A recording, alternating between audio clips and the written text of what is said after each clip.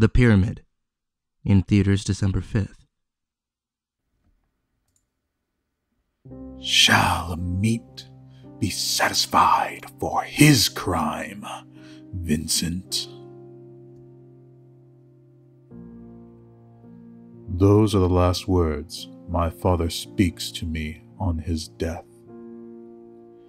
In the typical sense, most deathbed scenes are found with the family surrounding the dying. There are tears of sorrow and pain falling for the lost. There are final speeches and goodbyes spoken to the departed, and hands held whilst the comfortably laying body drifts into its final slumber. But here instead, we find ourselves in a bare room. Here, my father and I are surrounded by not family saying goodbyes, but by metal bars, airtight glass, and officers of the law. I watch from my seat on one side of the glass as the lethal injection begins. The gray-haired man with greasy and chalky skin stares back with wide eyes from the other side. Those eyes keep me entranced as the fatal cocktail slowly moves through the tubing attached to his arms. He smiles one last time at me with gritted, yellow, and broken teeth before he seizes up. My father jerks his head back in a maddening thrash, and froth begins forming at the corners of his mouth.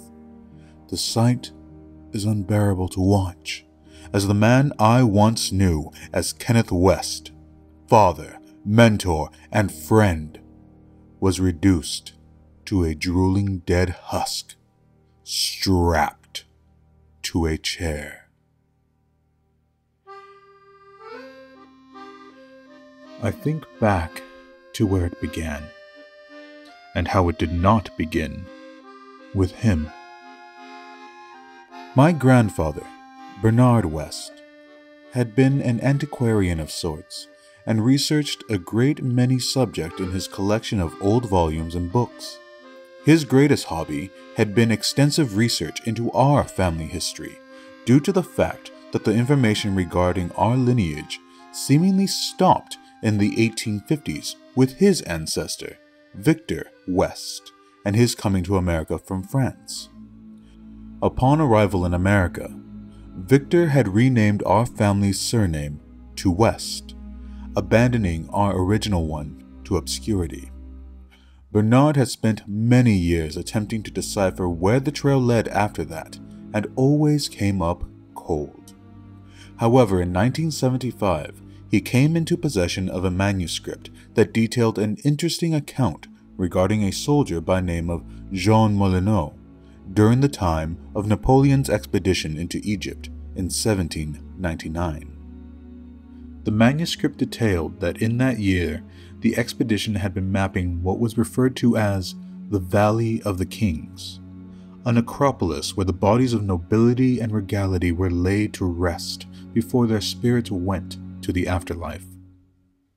Of course, those revered dead were surrounded with the riches and treasures to ease their journey and enjoy in their eternal reward. According to the document, Jean Molyneux had been among the expedition, and during the mapping, he had managed to uncover an undefiled tomb by himself. While this should have been a grand discovery, there had been greed in the man's eyes. Instead of reporting his findings, he pilfered the riches for himself and caved the tomb in. His sin was quickly found out, and he was soon to be caught. He left a majority of his ill-gotten gains behind only to flee into the desert with a single item: a golden necklace emblazoned with a crocodile face, crowned with a lion's mane. The creature pictured would later be discovered by Bernard to be the depiction of Ammit, not an Egyptian god, but a demoness whose purpose was to devour the hearts of the impure. What purpose it held in the tomb seemed to be a mystery at the time. Here the manuscript detailed the subsequent events that led to the eventual striking of Jean Molyneux's name of anything but his status as thief and murderer. Once Jean returned to France, it is recorded that he returned to his family not as a man of decent personage, but as a creature of appetites. A once lovable, albeit mousy man had become a lecherous and ungodly thing barely qualified as civilized. The very night he arrived home, he murdered both his wife and daughter with an axe and was only stopped by his son Philippe. The son had crippled and subdued Jean with the very axe meant to end his life. Jean was cast into shackles and imprisoned. In an interview, Jean revealed that on his journey from Egypt back to his home, he not only committed numerous other murders, but revealed that he had the utmost abominable plans beyond just killing his family, but also devouring them. Philippe was distraught at the news and further confession of his father's thievery from ancient tombs. Philippe made no arguments for his father to be shown mercy and begged to be at the forefront at his execution. Philippe further refused to inherit anything and demanded the treacherous patriarch be buried ignobly with his ill-gotten pendant. Here the account stated that Philippe Molyneux and his children and further descendants could not bear the weight of the shame placed upon them by their progenitor. And as such, in 1854, during the Crimean War, Victor Molyneux decided to flee to the Americas with his children and wife, and upon arrival promptly changed his name to Victor West, a silly albeit successful attempt to distance himself from the family's dark past. Bernard West was ecstatic and passed the information to my father, Kenneth, who in turn passed the information down to me and my sister Lily. Kenneth became entranced with the idea of the ancient Egyptian jewelry that his ancestor had been buried with, and began researching where the tomb of Jean Molyneux may be located. In 1995, he reportedly found the location and flew to France.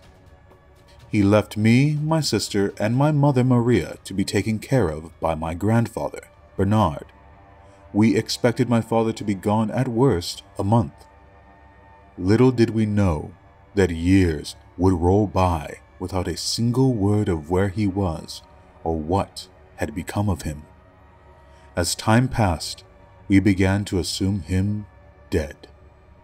However, in 2005, he came home, but he did not come home as the man we knew. Kenneth had always been a man who kept himself well taken care of. He had always been clean-cut and properly attired. However, here, standing at the door, was a man who appeared to have forgotten the terms of good hygiene. Long, dirty brown hair that was flaked with patches of gray covered his head. His skin was unwashed and showed signs of numerous altercations. Had it not been for a clue, we may have dismissed this man as a vagrant. Around his neck, he wore the necklace of gold. Emblazoned on it was the crocodile's head, crowned with a lion's mane. My father appeared to be almost in a delirious and hallucinogenic state, barely able to form coherent words other than that he was famished and extremely tired. Occasionally, he'd blather on about great feasts before him, but never went into detail. We did our best to clean him and care for him as we would have an invalid. I remember my grandfather Bernard weeping that night for what had become of his son. Once all was done, we put my father to rest in a guest room and put ourselves to bed with uncertain plans of what to do next. I awoke to the sounds of my father screaming in the middle of the night. I scrambled out of bed and ran to where I believed the sound originated from. I found my father and my family in the kitchen. Or to say, what was left of my family. My sister, mother, and grandfather lay on the kitchen table, dead, their chest cavities torn open and insides exposed to the world. Crimson liquid fell every which way off the table's surface and pooled on the floor. My father stood there, nude and covered in their blood. In his hand he held a red and purple organ, and as he brought it to his mouth, I recognized it for what it was. A heart. From there, I remember grabbing something off the counter, the toaster I think, and lunging after him. Luck was on my side as he was enthralled in his grotesque meal, and did not see my attack coming. Just as I was about to make contact, he let out another howl and screamed one phrase. "Ammit condemns us!" And then I struck him in the head.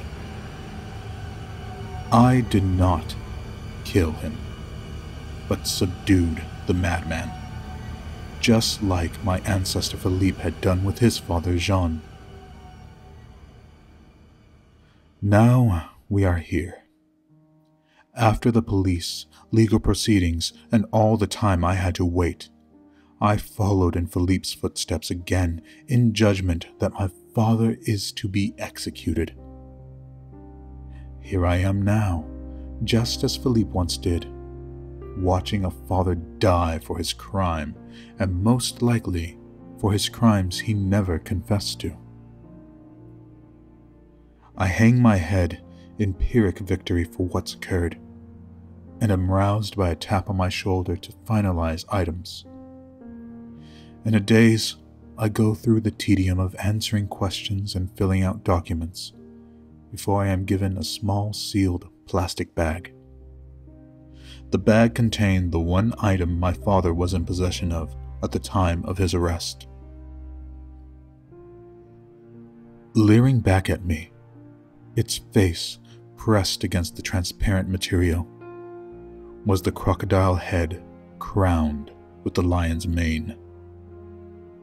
I could not help but think that the toothy grin of Ammit was smiling hungrily at me.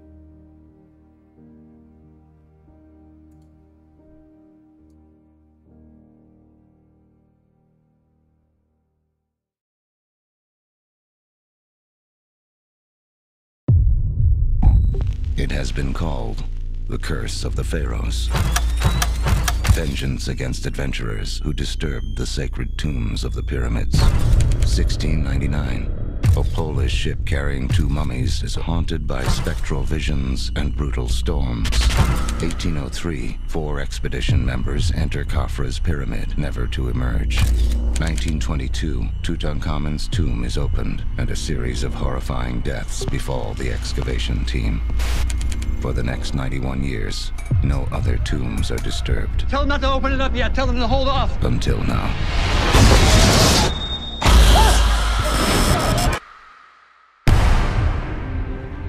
So what happened to him? Toxic air. Usually found in caves, tombs, structures that have been sealed off. As you can see, the pyramid behind me has only 3 sides, not 4 like the Giza pyramids.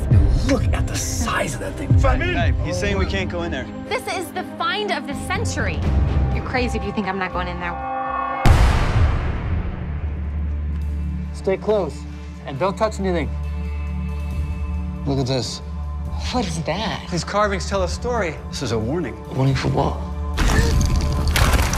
What is happening? We have to back out of here one at a time. Oh my God. Dead end. It's a labyrinth built with the purpose of keeping whatever is inside from escaping. Did you guys hear that?